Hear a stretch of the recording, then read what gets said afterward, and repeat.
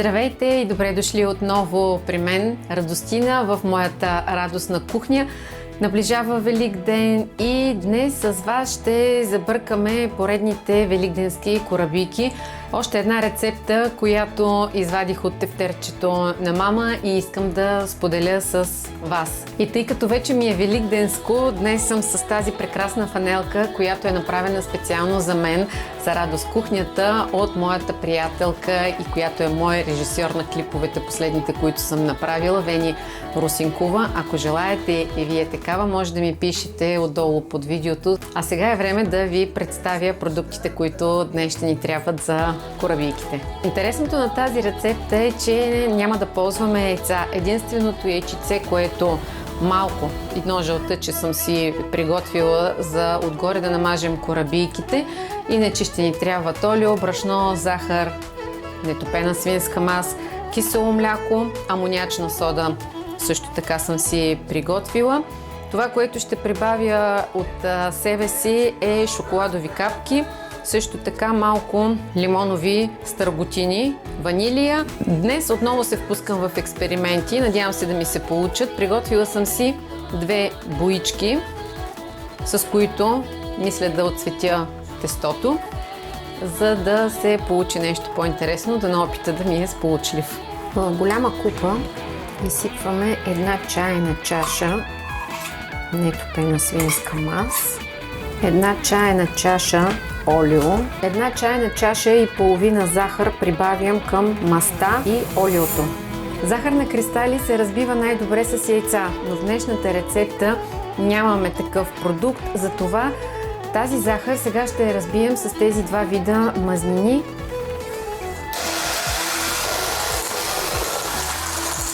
Сега ще прибавя и 1/4 супена лъжица ванилия. Изсипвам си лимоновите стърготинки и продължавам да бъркам.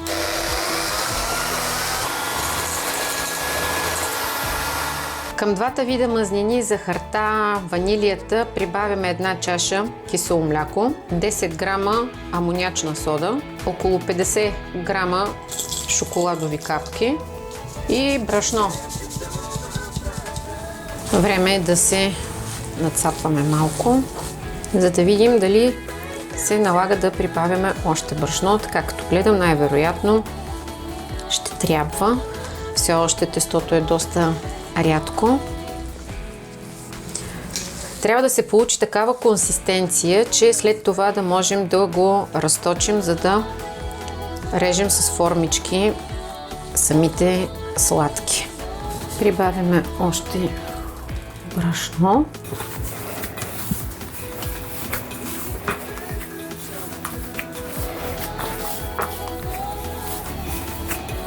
Това тесто сега ето така ще го разделя на 2, за да видим дали ще успея да го отцветя. Разтопила съм си 1 кафяна лъжичка мас и сега към тази мас ще прибавя много малко, чакайте да видя да не се омажа, вече почнах, и така няколко прашинки от тази боя и сега лекичко и изсипваме тук. Сега вече слагам ръкавиците, защото много е вероятно да се изцапам с зелена боя. Трябва отново добре да умесите това тесто, за да може зелената боя да попие в цялото тесто, да се разнесе равномерно. Сега ще прибавя още малко брашно. Ама много хубаво зелено стана, пролетно. Слагам си пак малко брашно на плота, ето така.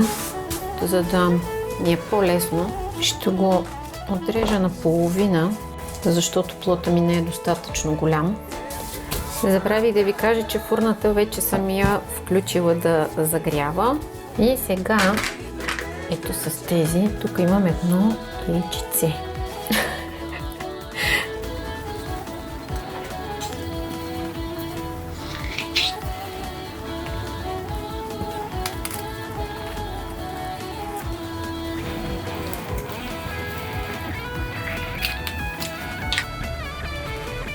Ако искате, не е задължително, може с жълтъчето, ето така, да ги намажете отгоре.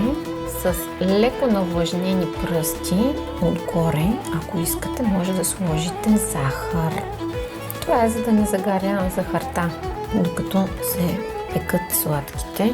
Моите първи зелени пиленца, пеперутки, яйчица, зайчета и така нататък е време да влизат да се изпекат, а другата половина, която го оставих преди това, пък ще го отцветя в друг цвят. И така, първата тавичка с моите зелени великденски сладки е вече готова. Следващите също вече виждате, че съм ги направила и чакат да влязат и те на топло във фурната. Забравих да ви кажа, че тавичката, която използвам, е с много хубаво покритие. Това е тавичка на Джейми Оливър, която ми е специално от моят партньор, с който работя, онлайн магазина Before Home. Така че може да разгледате сайта им. Имате възможност да използвате и промокод RADOST10, ако решите да си закупите нещо от сайта. Така че може да си направите един хубав великденски подарък.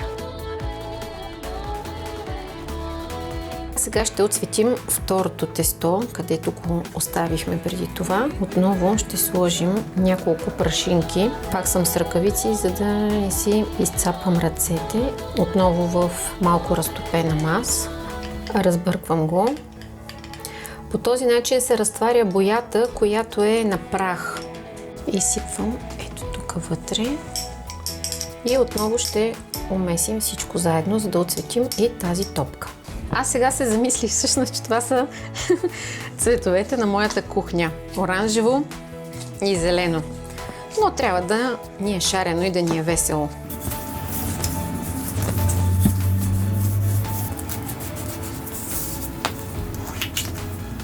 Третата тавичка с сладки, първата с оранжеви, е готова да влиза в фурната. Докато се пекат, вие не забравяйте да се абонирате за моя кулинарен канал Радост в кухнята, защото всички рецепти от тефтера на мама чакат да бъдат визуализирани и споделени с вас. Благодаря ви, че споделяте времето си с мен, защото на мен наистина ни е много приятно да релаксирам и да творя в кухнята. Останете до края на видеото с мен, за да видите и тези оранжеви сладки изпечени, моята презентация с тях. Бъдете креативни, дайте воля на своето въображение, развихрете се в кухнята и не забравяйте винаги да готвите с радост, усмивка и много любов. Довиждане!